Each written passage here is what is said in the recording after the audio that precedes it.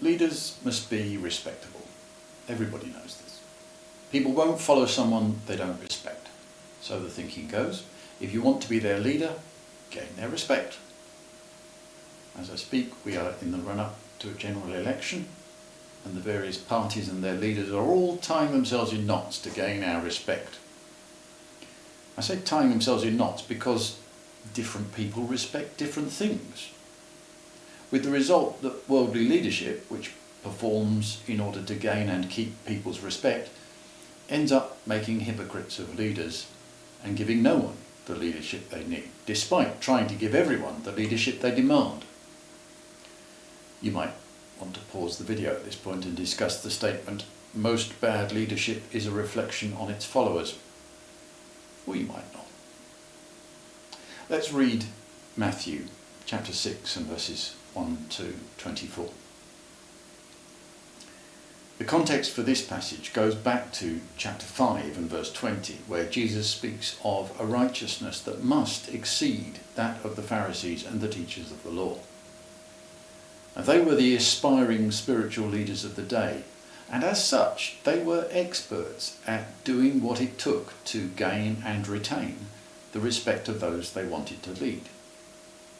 Now, giving, prayer and fasting are not bad things to be doing, unless you are doing them for the purpose of achieving respectability, in which case both the resulting respectability and the activities which produced it for you are worth next to nothing in the long run. Pause the video again and let's ask ourselves, what do people want to see in their spiritual leaders today? Probably be different for different churches. What happens to those activities, whatever they are, if they are done with the intention of earning respect? Now read Matthew chapter 5 and verses 13 to 16.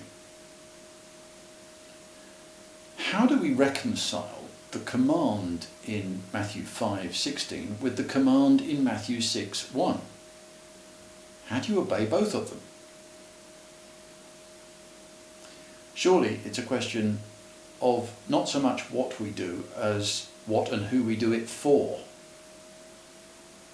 Hypocrisy is a performance, and all performing relies on us having available an on-stage area and an off-stage area, so that we can set up the illusion of our righteousness by controlling what people see and hear. But genuine righteousness keeps no hiding places. So although it's not a deliberate display, it can't be a deception either. Am I a different person in private or in public, in the church or down the pub? If so, I should ask myself why. For the rest of this study, let's read on in Matthew 5 and look at the difference between the challenge of being respectable as compared with the much easier task of just getting people to respect you. Let's read Matthew 5:17 to 20 to begin with. What needs to be done to gain respect? Well, of course, they have to keep the law and the prophets. Now, doing that in reality is a huge task, a whole life's work. But I can achieve respectability in this by demonstrating to people's satisfaction that my way of life actually is how these commands should be kept. Hence, I end up breaking the commandments and teaching others to do the same. And in the short term at least, I might gain great status. In the long run, the reality will be known, and I will be called least in the kingdom of heaven.